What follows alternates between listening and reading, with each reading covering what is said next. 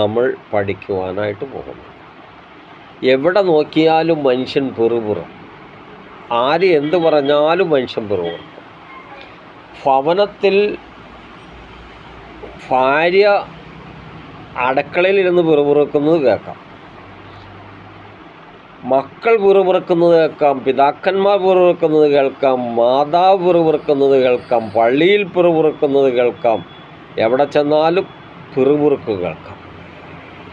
കർത്താവായ യേശുക്രിസ്തുവിനോട് കൂടി നടന്ന ശിഷ്യന്മാർ യോഹന്നാൻ 6-ാം അധ്യായത്തിൻ്റെ 61-ാമത്തെ വചനത്തിൽ നിത്യജീവൻ്റെ വചനം യേശു കർത്താവ് പറഞ്ഞപ്പോൾ, വചനം കേട്ടപ്പോൾ യേശുവിൻ്റെ ശിഷ്യന്മാർ പലരും അത് കേട്ടിട്ട് ഇത് കഠിന വാക്ക് എന്ന് പറഞ്ഞ് പിറുപിറുത്തു.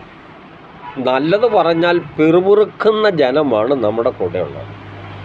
സുവിശേഷകരിലായാലും ഒരു പാവപ്പെട്ടവൻ ദൈവത്തിൻ്റെ വചനം പറഞ്ഞാൽ, ദൈവവചനത്തിൽ ജീവിച്ചാൽ വലിയ സമ്പന്നനായിരിക്കുന്ന ആളുകളും നല്ല ഭയങ്കര വിദ്യാഭ്യാസമുള്ളവർ, നല്ല ജോലിക്കാർ, നല്ല വലിയ വേദിയിലിരിക്കുന്ന ആളുകൾ പിറുപിറുക്കുന്നത് ഞാൻ കേട്ടിട്ടുണ്ട്, നമ്മൾ കണ്ടിട്ടുണ്ട്.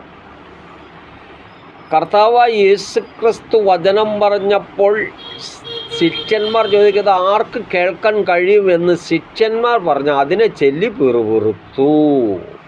അതിനെ ചൊല്ലി പിറുപിറുത്തപ്പോൾ യേശു കർത്താവ്, അതിനെ ചൊല്ലി പ്രവർത്തിച്ചപ്പോൾ യേശു കർത്താവ് അത് തന്നിൽ തന്നെ അറിഞ്ഞിട്ട് ഇത് നിങ്ങൾക്ക് ഇടർച്ചയാകുന്നുവോ എന്നൊരു ചോദ്യം ചോദിച്ചു.